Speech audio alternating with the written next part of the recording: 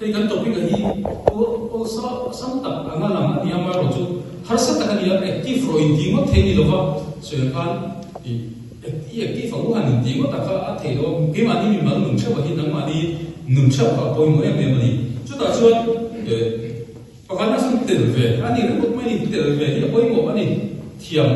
kan thiam zo ma ni mo kan sa zo ni mo kan thiam lo zo mo ni sa tel ve sim ni active na ni report la hu member kan tel ve tok chuan soi tu ta nin tan hui pe mani ni soi dem lo ma sela he ta ilo tel ve tok kan member ni anga he ta ilo su ve tok kan soi tu ta ilo ve an lo soi chiam lo ni poi ilo ve mani ni ka khre tu ni kan tel ve tok hi kan active na point poi mo per chu ni a chan fu poi mo ni lang te sel dem lo ma ila member kan ni anga kan rom bo na hi chan fu poi mo tak ni hi kan siat poi mo member kan ko sang suai tu om thei chuang lo suai tu enganga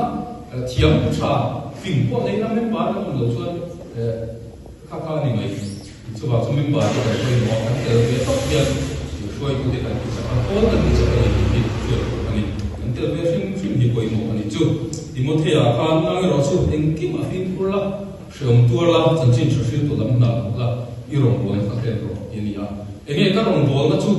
heta chan bo poi mo kan nei lo ni poi ka rong bo na chu member fellowship in com la jing ti te ta ka tel ve ka rong bo na ani chu ka rong bo na chu ka den ve se kha ka active na chu ni mai ti member ko poi mo em